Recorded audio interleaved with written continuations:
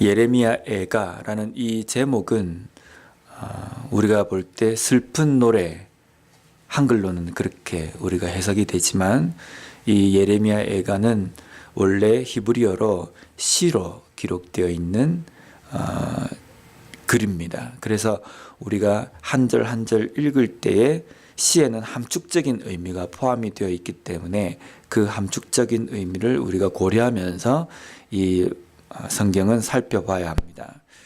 우리가 우리의 인생을 살아갈 때에 우리의 삶에서 고통의 의미를 깨닫는다는 것 참 중요합니다.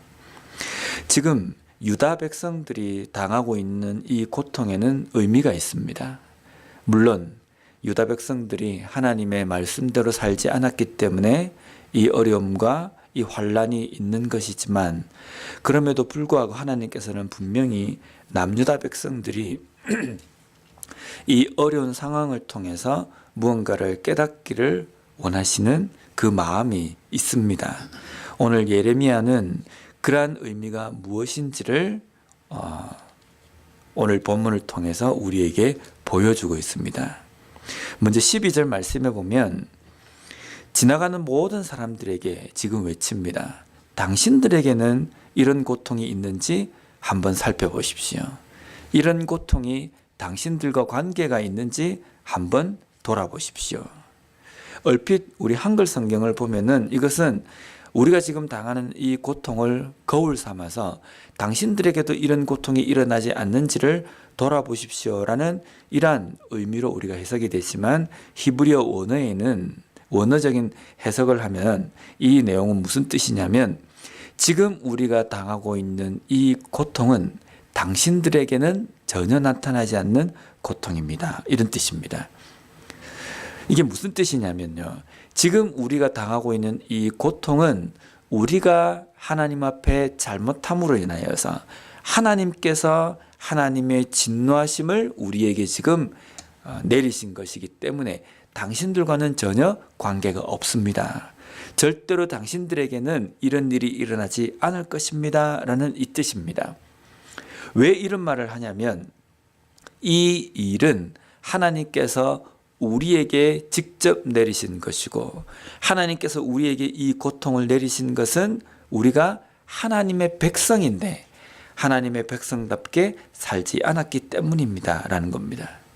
그래서 12절 말씀에 담겨 있는 깊은 뜻은 무슨 뜻이냐면, 우리가 이 고통을 받는 것은 하나님이 우리를 자녀로 생각하기 때문이다 라는 겁니다.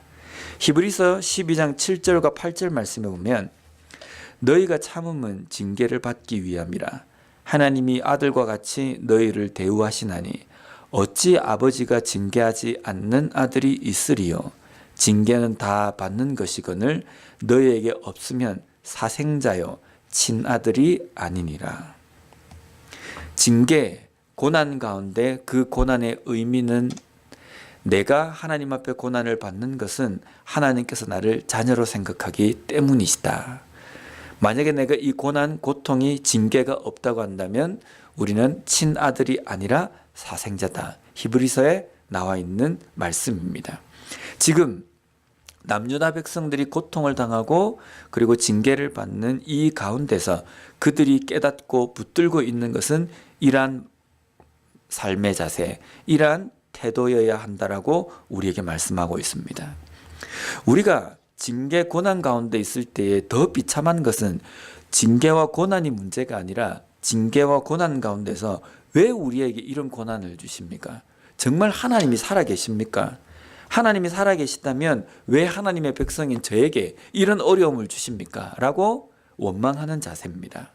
하나님께서는 분명히 우리와 어떤 관계가 있기 때문에, 우리를 하나님의 자녀로 생각하시기 때문에 우리의 잘못된 삶과 하나님의 뜻대로 행하지 않는 그 길 가운데에 채찍을 주시기도 하고 징계를 주신다고 징계를 주시기도 한다는 겁니다. 만약에 우리가 전혀 관계가 없다고 한다면 하나님께서는 이런 징계와 채찍을 내리시지도 않는다는 겁니다. 계속해서 13절과 14절 말씀에 보면, 지금 유다 백성들이 자신들이 겪고 있는 고통과 어려움에 대해서 뭐라고 표현을 하냐면요, 그 고통은 감당할 수 없는 힘으로 된 것이며 그리고 이 고통으로 말미암아 나를 황폐하게 하셨다라고 표현합니다. 이 본문의 이 절의 의미는 어떤 것이냐면 지금 내가 당하고 있는 이 고통은 나를 황폐하게 만들 것이며 내가 전혀 감당할 수 없는 것이다. 고통 자체에 대한 초점이 아니라 고통을 내리시는 그 분이 하나님이시기 때문에 하나님이 내리시는 고통과 징계는 우리 인간이 어떻게 몸부림을 쳐도 이겨낼 수 없다는 표현입니다. 하나님께서 내리시는 이 고통은 철저하게 나로 하여금 힘든 가운데에 처하게 하신다. 하나님께서 하시는 일 가운데에는 그 어느 누구도 자신의 힘으로는 이길 수 없다라는 고백입니다. 하나님께서 지금 우리에게 이 어렵게 하신 것은 하나님의 주권과 하나님의 그 힘으로 된 것이기 때문에 지금 우리가 이 당하는 것을 하나님이 아니시고는 거두어 가실 수 없다라는 겁니다. 우리가 때때로 살아갈 때 보면 우리에게 오는 힘든 상황들 속에서 이것쯤이야 내가 충분히 이겨낼 수 있다라고 생각하는 경우가 있고 또 어떤 때는 내가 너무 힘들어서 감당할 수 없다라고 생각할 때 그럴 때 그런 어려움이 있습니다. 근데 내가 이것쯤이야 이길 수 있다라고 생각하는 어려움 속에서는 잘 기도를 하지 않습니다. 근데 내가 이거는 정말 힘들구나라고 생각해서 딱 부딪히면 그때 내가 기도해야 되겠구나라고 생각이 듭니다. 그런데 이것쯤이야 내가 이길 수 있다라는 문제와 이걸 내가 이길 수 없다라고 해서 기도하는 문제와 이 두 가지 모두 다가 지금 현재 우리가 여기에 서 있고 여기에 앉아 있는 것을 보면 다 이겨낸 것은 마찬가지입니다. 그런데 우리의 삶에서 아무리 작은 것이라 할지라도 내가 충분히 이것을 이겨낼 수 있다라고 생각하는 어려움이라 할지라도 그것 또한 하나님의 주권 아래 있다고 한다면 우리가 우리의 힘으로 절대 이겨낼 수 없는 겁니다. 그래서 우리는 우리에게 오는 어려움과 고통, 환난 그 앞에서 먼저 고백해야 될 것은 이것은 하나님께서 나에게 힘을 주셔야만 이것을 내가 이길 수 있다라는 하나님의 주권을 인정하며 그 어려움을 대하는 태도가 우리에겐 반드시 필요합니다. 이것이 하나님의 백성들이 고통을 바라보는 바른 모습입니다. 그리고 15절 말씀을 한번 보면요. 주께서 내 영토 안 나의 모든 용사들을 없는 것 같이 여기시고 성회를 모아 내 청년들을 부수시며 처녀딸 유다를 내 주께서 술틀에 밟으셨도다. 하나님께서 진노를 내리실 때에 유다에 참 많은 장수들도 있고 용사들이 있었을 겁니다.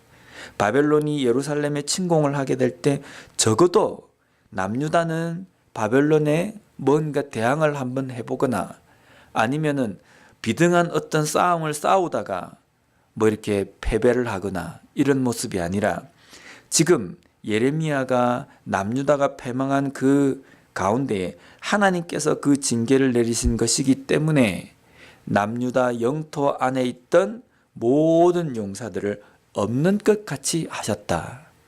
용맹하던 그 용사들이 추풍낙엽처럼 그냥 사라졌다는 겁니다. 힘도 못 써보고 바벨론에 망했다는 겁니다. 이것은 바벨론이 강하기 때문도 아니고 남유다가 약하기 때문도 아닙니다. 이것은 하나님께서 하신 것이기 때문에 그 바벨론 앞에서 남유다가 아무리 용맹한 용사가 있다 할지라도 그냥 무기력하게 무너져 내려버린 겁니다. 이 또한 이 고통과 이 어려움이 하나님의 주권 아래에 있다라는 고백입니다. 또 여기에 중요한 표현이 하나가 있는데요. 나의 모든 용사들을 없는 것 같이 여기시고 성회를 모아 내 청년들을 부수시며. 약간 좀 아이러니한 표현입니다.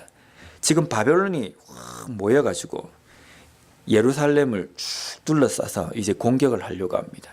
근데 바벨론이 침공을 하기 위해서 예루살렘 주변에 모여있는 이 모습을 뭐라고 표현하냐면 성회, 거룩한 모임이라고 이렇게 표현합니다.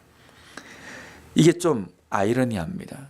어떻게 이방 나라 사람들이, 하나님의 백성도 아닌 사람들이, 또한 그들이 모인 것이 하나님께 제사를 드리기 위해서, 예배를 드리기 위해서 모인 것도 아닌데 성회라고 표현합니다. 성경에 성회라고 표현하는 것은 이스라엘 백성들이 하나님 앞에 절기를 지키기 위해서, 제사를 드리기 위해서 모이는 것을 성회라고 이야기합니다. 근데 지금 바벨론이 침공을 하려고 예루살렘에 바글바글 모여있는 이 모습을 성회라고 표현했습니다. 성회라고 표현한 것에는 두 가지 의미가 있습니다.